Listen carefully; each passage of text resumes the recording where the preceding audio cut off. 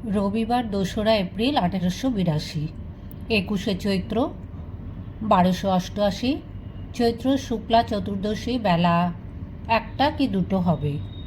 প্রাণকৃষ্ণ মুখোপাধ্যায়ের শ্যামপুকুর বাটির দ্বিতলের বৈঠকখানা ঘরে শ্রীরামকৃষ্ণ ভক্ত সঙ্গে বসে আছেন।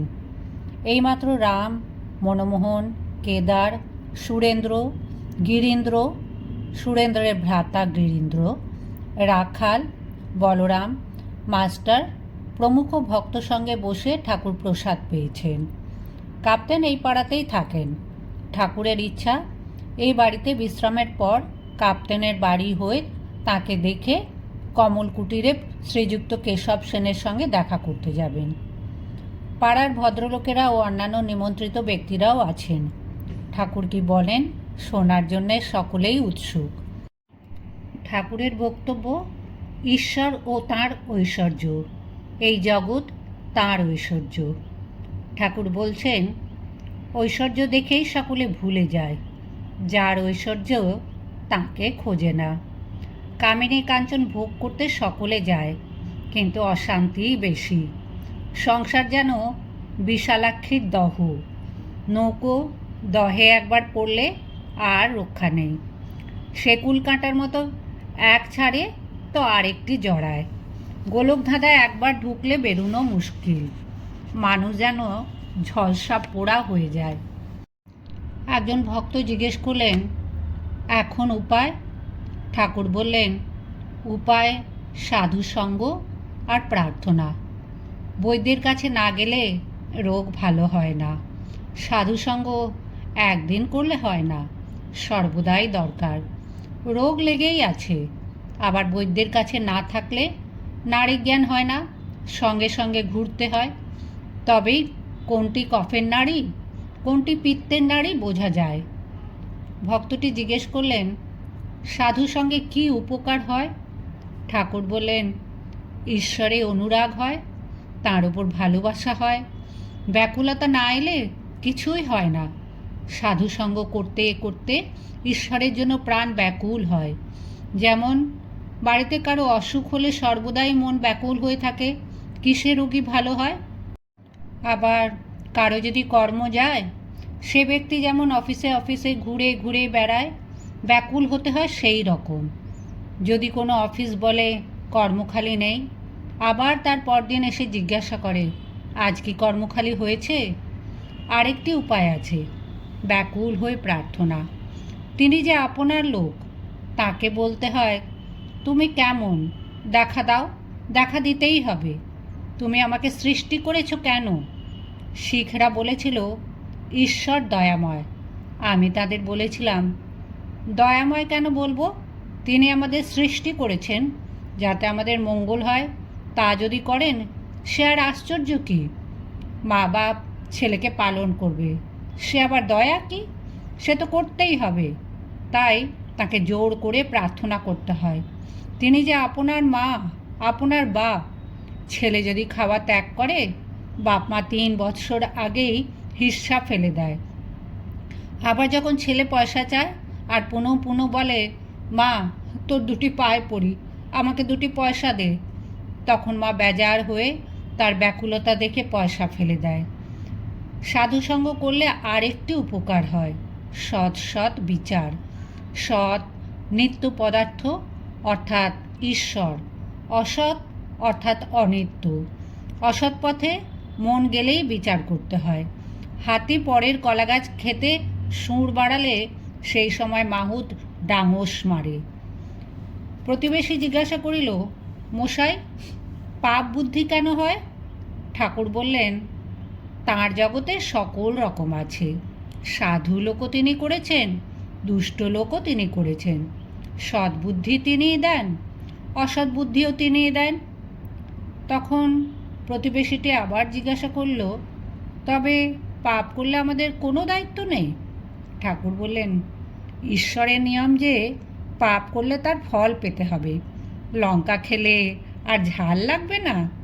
সেজবাবু বয়সকালে অনেক রকম করেছিল, তাই মৃত্যুর সময় নানা রকম অসুখ হলো। কম বয়সে এত টের পাওয়া যায় না। কালীবাড়িতে ভোগ রাঁধবার অনেক সুঁদরি কাঠ থাকে, ভিজে কাঠ প্রথমটা বেশ জ্বলে যায়, তখন ভেতরে যে জল আছে টের পাওয়া যায় না। কাঠটা পোড়া শেষ হলে যত জল পেছনে ঠেলে আসে ও ফ্যাঁচ ফোঁচ করে উনুন নিভিয়ে দেয়। তাই কাম, ক্রোধ, লোভ এইসব থেকে সাবধান হতে হয়। দেখো না, হনুমান ক্রোধ করে লঙ্কা দহন করেছিল, শেষে মনে হলো অশোক বনে সীতা আছেন, তখন ছটফট করতে লাগলো পাছে সীতার কিছু হয়। প্রতিবেশীটি জিজ্ঞাসা করলেন, তবে ঈশ্বর দুষ্ট লোক করলেন কেন? ঠাকুর বললেন, তার ইচ্ছা, তার লীলা, তার মায়াতে বিদ্যাও আছে, অবিদ্যাও আছে। অন্ধকারের প্রয়োজন আছে, অন্ধকার থাকলে আলোর আরও মহিমা প্রকাশ হয়। কাম, ক্রোধ, লোভ খারাপ জিনিস বটে, তবে তিনি দিয়েছেন কেন? মহৎ লোক তৈরি করবেন বলে। ইন্দ্রিয় জয় করলে মহৎ হয়।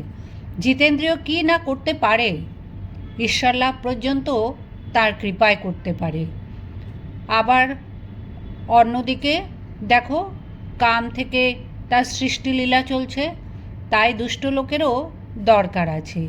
একটি তালুকের প্রজারা বড়ই দুর্দান্ত হয়েছিল, তখন গোলক চৌধুরীকে পাঠিয়ে দেওয়া হলো। তার নামে প্রজারা কাঁপতে লাগলো। এত কঠোর শাসন, সবই দরকার। সীতা বললেন, রাম, অযোধ্যার সব যদি অট্টালিকা হতো তো বেশ হতো, অনেক বাড়ি দেখছি ভাঙা, পুরনো। রাম বললেন, সীতা, সব বাড়ি সুন্দর থাকলে মিস্ত্রিরা কী করবে? সকলে হাসতে লাগলো। ঈশ্বর সব রকম করেছেন, ভালো গাছ, বিষ গাছ, আবার আগাছাও করেছেন। জানোয়ারদের ভেতর ভালো মন্দ সব আছে, বাঘ, সিংহ, সাপ সব আছে। প্রতিবেশী জিজ্ঞাসা করলেন, মশাই, সংসারে থেকে কি ভগবানকে পাওয়া যায়? শ্রীরামকৃষ্ণ বললেন, অবশ্য পাওয়া যায়, তবে যা বললুম, সাধুসঙ্গ আর সর্বদা প্রার্থনা করতে হয়, তার কাছে কাঁদতে হয়। মনের ময়লাগুলো ধুয়ে গেলে তার দর্শন হয়। মনটি যেন মাটি মাখানো লোহার সূচ, ঈশ্বর চুম্বক পাথর। মাটি না গেলে চুম্বক পাথরের সঙ্গে যোগ হয় না। কাঁদতে কাঁদতে সূচের মাটি ধুয়ে যায়। মাটি অর্থাৎ কাম, ক্রোধ, লোভ, পাপ বুদ্ধি, বিষয় বুদ্ধি। মাটি ধুয়ে গেলেই সূচকে চুম্বক পাথরে টেনে নেবে, অর্থাৎ ঈশ্বর দর্শন হবে। চিত্তশুদ্ধি হলে তবে তাকে লাভ হয়। জ্বর হয়েছে, দেহেতে রস অনেক রয়েছে, তাতে কুইনাইনে কি কাজ হবে? সংসারে হবে না কেন?